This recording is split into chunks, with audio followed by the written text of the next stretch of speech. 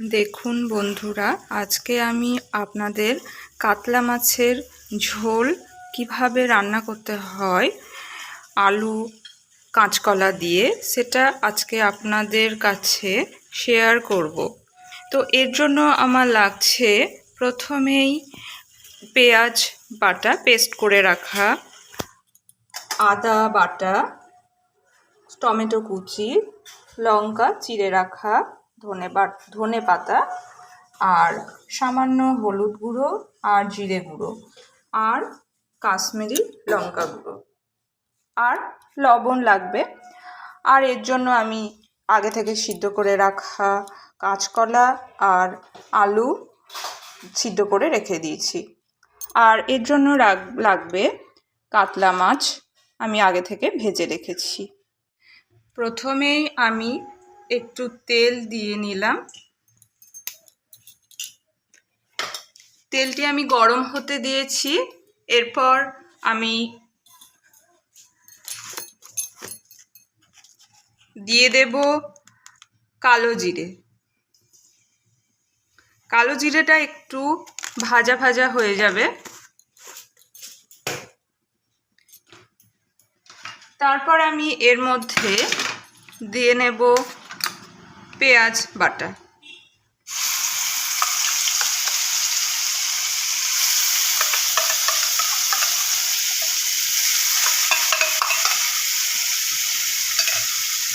এরপর পেঁয়াজ বাটাটা আমি লাল লাল করে একটু ভেজে নেব।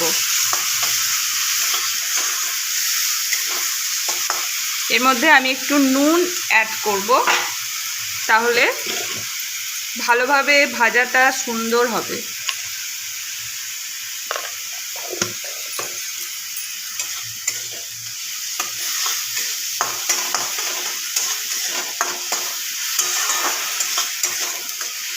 কাতলা মাছের ঝোল রান্না করতে গেলে একটু পেঁয়াজটা বেটে নিলে গ্রেভিটা বেশ মাখো মাখো হয়। বেশি পাতলা ঝোল খুব একটা কাতলা মাছের খুব একটা পাতলা ঝোল ভালো লাগে না, একটু গ্রেভি গ্রেভি হলে বেশ সুন্দর লাগে। ব্যাস, দেখুন বন্ধুরা আমার কেমন ভাজা ভাজা হয়ে গেছে। এরপর আমি আদা বাটা অ্যাড করব। আদা বাটা অ্যাড করলাম।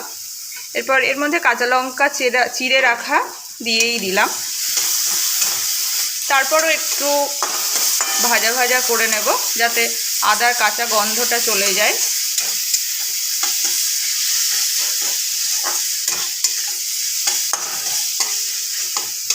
আদার কাঁচা গন্ধটা যাওয়ার আগে পর্যন্ত আমাকে সুন্দরভাবে ভেজে নিতে হবে।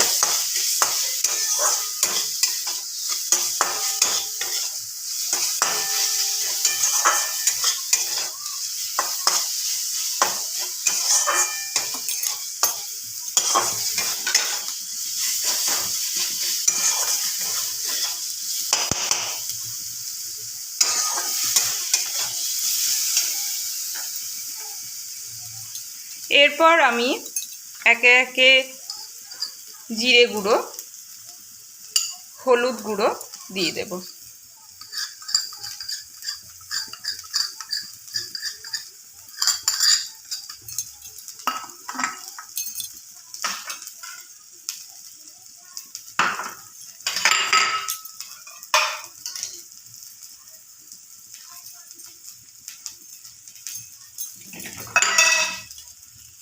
এরপর আমি মশলা ধোয়া জলটা একটু দিয়ে দেবো এর মধ্যে। তারপর আবারও ভালোভাবে কষিয়ে নেব।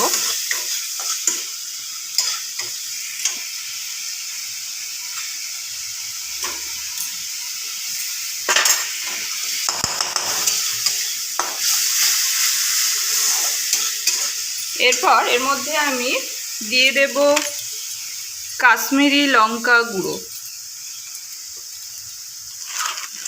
কালারটা ভালো আসার জন্য।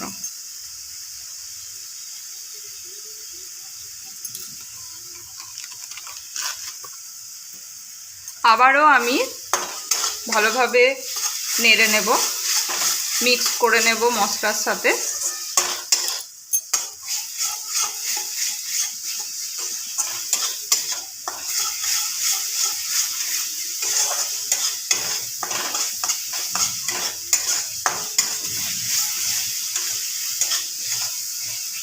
এরপর আমি কুচিয়ে রাখা টমেটোটি অ্যাড করব। টমেটো মশলাটা একটু ভাজা হয়ে যাওয়ার পরই অ্যাড করবেন। মশলা যেহেতু আমার শুকনো শুকনো হয়ে যাচ্ছে, ওই জন্য আমি আরেকটু জল অ্যাড করব, যাতে না লেগে যায়।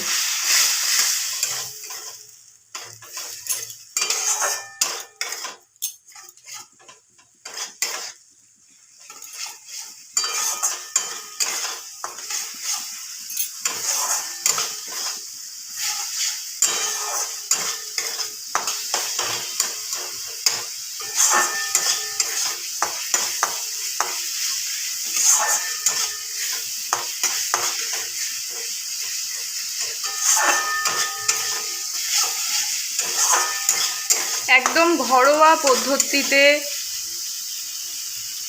মাছের ঝোল আপনারা বাড়িতে ট্রাই করবেন।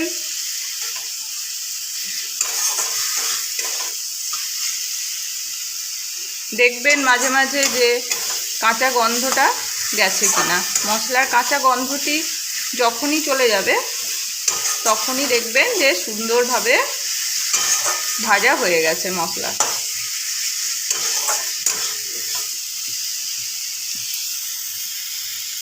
আমার মশলাটি ভালোভাবে কষানো হয়ে গেছে।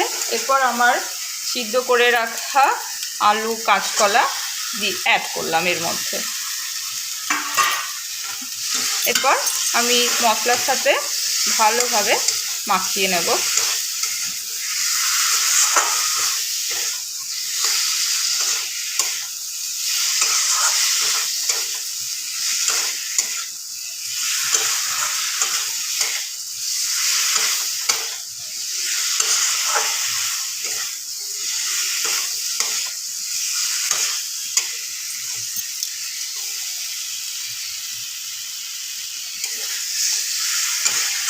আমার ভালোভাবে মশলার সাথে কাঁচকলা আলু মিক্স করা হয়ে গেছে।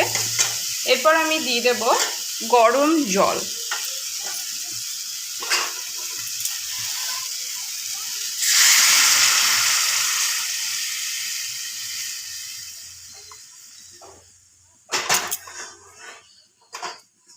বন্ধুরা, সবসময় মাছের ঝোল বা মাংসের ঝোল বা ডিমের ঝোল, যে কোনো ঝোলে আমার মনে হয় গরম জল অ্যাড করাটাই ভালো।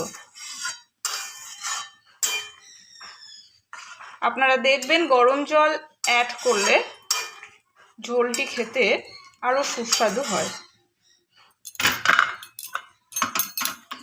আমার আরেকটু ঝোলের প্রয়োজন, ওই জন্য আরেকটু গরম জল অ্যাড করলাম।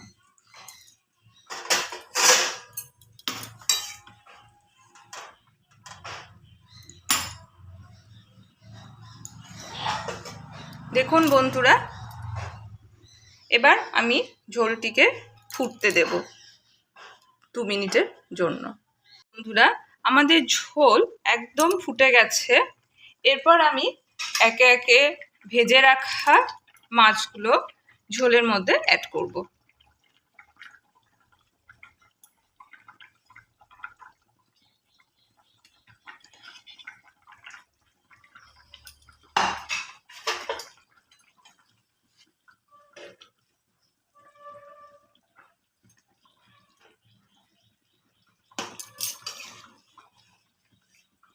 আমার ঝোল কিন্তু প্রায় সব সিদ্ধই হয়েছিল, সেই জন্য সব কিছুই প্রায় সিদ্ধ হয়েছিল, ওই জন্য ঝোলটা প্রায় রেডি হয়ে গেছে। মাছটা যেহেতু দিলাম, আর একটু 2 মিনিট একটু ফুটবে মাছটার সাথে, ঝোলটা যাতে মিক্সড হয়ে যায়। আমি লবণ প্রথমে একটু কম দিয়েছিলাম, ওই জন্য একটু সামান্য লবণ অ্যাড করলাম। স্বাদ অনুযায়ী আপনারা লবণ ব্যবহার করবেন।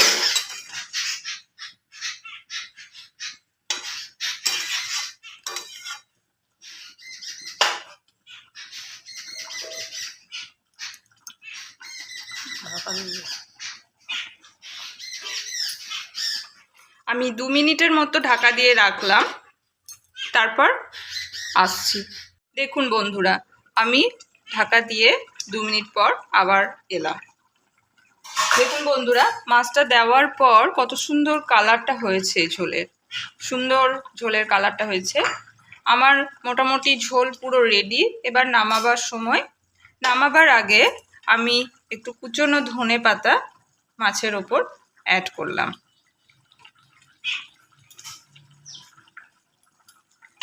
আমার মাছের ঝোল পুরো রেডি। গরম গরম সার্ভ করলেই পুরো রেডি। এই আমি গ্যাস অফ করে দিলাম। এরপর আমার হাজব্যান্ড মাছের ঝোল দিয়ে ভাত খেয়ে অফিস যাবে।